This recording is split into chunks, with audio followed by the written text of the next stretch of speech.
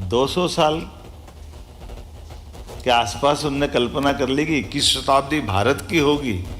ये केवल कोई कर सकता तो बंगाल की माटी कर सकती है, ये काली मैया का आशीर्वाद हो सकता है। कोई नहीं सोच सकता ऐसा। एक नहीं, दो नहीं, कितने प्रकार के, सभी प्रकार के अलग अलग महापुरुषों ने अपनी अपनी भूमिका अदा की। नेताजी सुभाष चंद्र बोस 1923 में जो आईसीएस की टॉप एग्ज़ाम पास करने के बाद भारत का गौरव दिलाते हैं कि हाँ, अंग्रेज़ों, केवल आप ही बुद्धिमत्ता के मामले में दुनिया के सामने श्रेष्ठ नहीं हो, आपसे भी सर्वश्रेष्ठ हैं। और एक तरफ पास भी करते हैं, दूसरी तरफ लात मार के युवाओं को प्रेरणा देते हैं कि आइए हम सब अपनी ज्ञान प्रतिभा का कौशल बताएं, लेकिन अपने कॉन्फिडेंस पे भरोसा करें। वो दौर आज़ादी की लड़ाई का था। नेताजी सुभाष चंद्र बोस ने अपनी उस एग्ज़ाम पास करने के बाद हमारे युवाओं का हिम्मत बढ़ाई, और उससे भी आगे बढ़ कर के हम सब लगातार देखते जाएं, रविन्द्रनाथ टैगोर से लगा करके हमारे अपने राष्ट्रीय स्वयंसेवक संघ के साथ जुड़ कर के पहली बार राजनीतिक दल का रुख बनाते हुए आज विश्व की सबसे बड़ी पार्टी के संस्थापक अध्यक्ष अगर कोई बने हैं तो डॉक्टर मुखर्जी की नगरी भी यही है, डॉक्टर श्यामा प्रसाद मुखर्जी की नगरी, जिन्होंने अपनी दूरदृष्टि के आधार पर बंगाल के विभाजन के समय से कष्ट को पहचान लिया था कि बंगाल का विभाजन नहीं है, ये बहुत बड़ा षड्यंत्र है। और उनकी भूमिका कितने प्रकार से हम देखते हैं। सबसे युवा कुलपति, और उस समय भी देश की आज़ादी के साथ उनने जो अपनी लड़ाई लड़ते हुए, एक अगर इंडस्ट्रियों की बात करें तो इंडस्ट्री मिनिस्टर ही तो थे वो हमारे बीच में, उनका अपना रोल। लेकिन उनने देश के विभाजन के साथ जो दूसरा कष्ट पहचाना कि एक विभाजन तो हुआ है अखंड भारत का, लेकिन उससे बड़ा कष्ट ये कि जो धारा 370 लगाई है, इस धारा 370 का भविष्य क्या होगा ये कोई युगदृष्टा ही जान सकता है। जिन्होंने देश की आज़ादी के बाद पहली बार वो धारा 370 जब संविधान में जोड़ी गई तो उसका विरोध उस समय भी किया, और उस समय किया गया विरोध हमको बाद में लगा कि वाकई जिस धारा का उस समय मजाक बनाया गया था, ये तो अस्थायी है, इससे क्या हो जाएगा, झूठी बात कर रो, परेशानी कर रो। पूरा देश सबसे ज़्यादा किसी धारा के बलबूते पर रक्त रंजित हुआ है तो वह धारा 370 है। 40,000 से ज़्यादा लोग निरपराध मारे गए अपने उस केसर कैरी के उस राज्य के अंदर, जहाँ के माध्यम से पूरे देश की अलग पहचान बनती थी। वो अमरनाथ की वादियों वाला, केसर की क्यारियों वाला, झेलम और तमाम प्रकार की नदियों के माध्यम से अपने राज्य के आधार पर स्वर्ग से समान जो उपमा पाता था। लेकिन हमारे लिए सौभाग्य की बात है, स्वामी विवेकानंद की भविष्यवाणी को भी सार्थक करते हुए डॉक्टर मुखर्जी के द्वारा दी गई चेतावनी के बलबूते पर उस धारा 370 के कलंक को हटाते हुए वर्तमान के प्रधानमंत्री का अभिनंदन करें, श्रीमान नरेंद्र मोदी का बदलते दौर में, जिन्होंने अपने एक एक कदम से उस समय के उस निर्णय को दुनिया के सामने लाने के लिए डॉक्टर मुखर्जी ने जो अपना योगदान दिया, और आज के समय में यशस्वी प्रधानमंत्री ने उस कलंक से मुक्ति दिलाकर आज एक नए प्रकार का देश दुनिया के सामने खड़ा कर दिया। और हमारे लिए तो और आनंद तो तब बढ़ जाता है जब आज दुनिया के उथल पुथल भरे देशों में, विश्व के किसी भी मंच पर हम बड़े से बड़े राष्ट्राध्यक्ष को देख लें,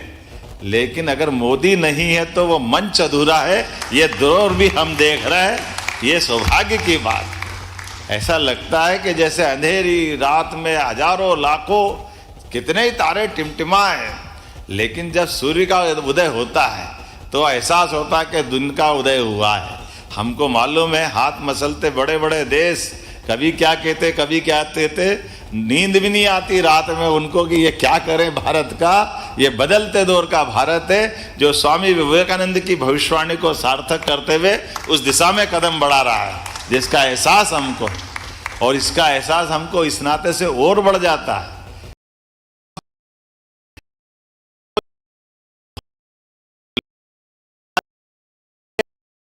भारत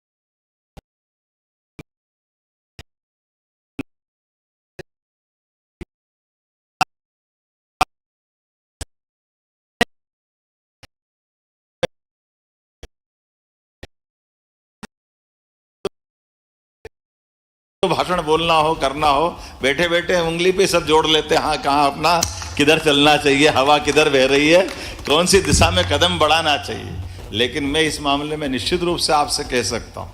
आज के दौर में बदलते समय की राजनीति भी बदली, और बदलते दौर की राजनीति में 14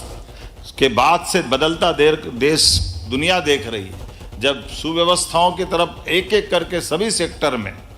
नई नई टेक्नोलॉजी का भी लाभ लेते हुए पारदर्शिता भी आ रही है, सुशासन भी आ रहा है, विभिन्न प्रकार के सरकारों के माध्यम से व्यापार व्यवसाय के साथ साथ देश की आर्थिक मजबूती की तरफ भी हम लेके जा रहे हैं। और अतीत के काल में वो सोने की चिड़िया वाला भारत का स्वर्णिम काल पुनर्स्थापित करने के लिए भी भारत आगे बढ़ रहा है। और यशस्वी प्रधानमंत्री के नेतृत्व में हमारे देश के किसानों के लिए, गरीबों के लिए, युवाओं के लिए, महिलाओं के लिए सारे हित सुरक्षित करते हुए, हमारे व्यवसायियों के भी सारे हित सुरक्षित करते हुए बड़ी से बड़ी चुनौती का सामना करने के लिए भारत तैयार है। माननीय मोदी जी के नेतृत्व में जोरदार अभिनंदन करें माननीय मोदी जी का, इस माध्यम से जिनने अपनी एक एक लड़ाई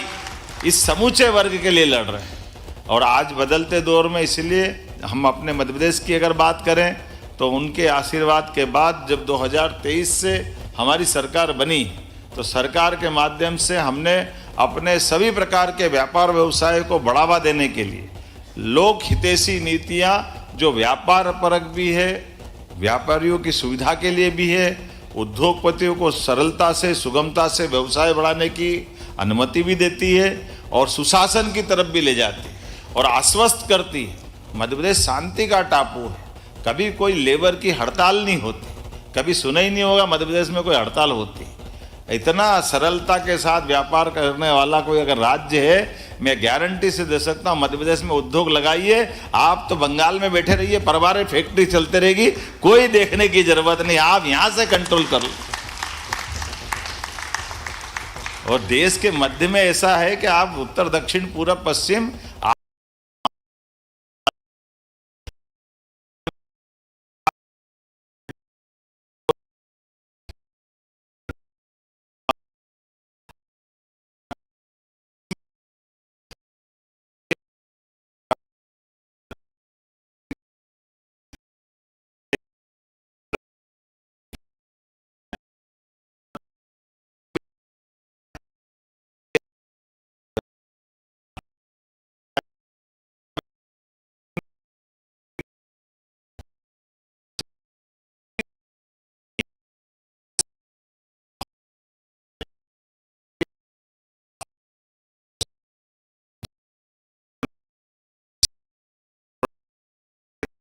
का बगीचा है बंगाल। हमारे यहाँ का कॉटन सबसे शुद्ध और जैविक कॉटन अगर कहीं है तो मध्य प्रदेश में है।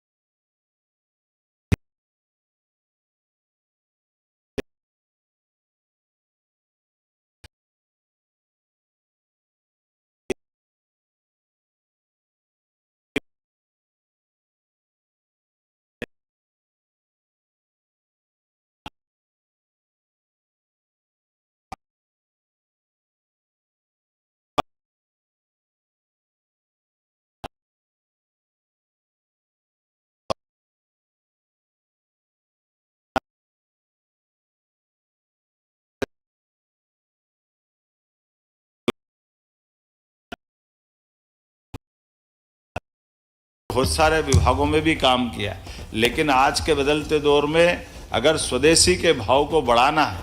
अगर हमारे राज्य के अंदर व्यापार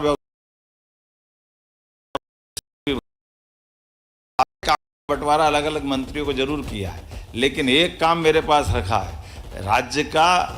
आपके क्षेत्र का मंत्री मैं ही हूँ, मुख्यमंत्री भी मैं हूँ और मंत्री भी मैं हूँ, ताकि उद्योग व्यापार व्यवसाय के साथ हमारे किसानों को उनकी फसल का ठीक दाम मिले, उनका ठीक प्रकार के प्रोसेसिंग हो, और उसी के साथ साथ हम और आप मिलकर के प्रदेश को और देश को आत्मनिर्भर बनाने की दिशा में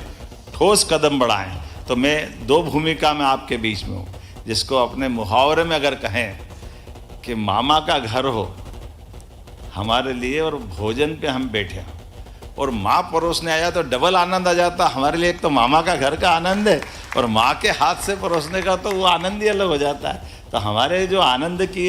डबल भूमिका में है, तो मैं मान के चलता हूँ मध्य प्रदेश आपके ही मामा का घर है। मैं आपको निमंत्रण दे रहा हूँ। बहुत बहुत धन्यवाद। भारत माता की जय।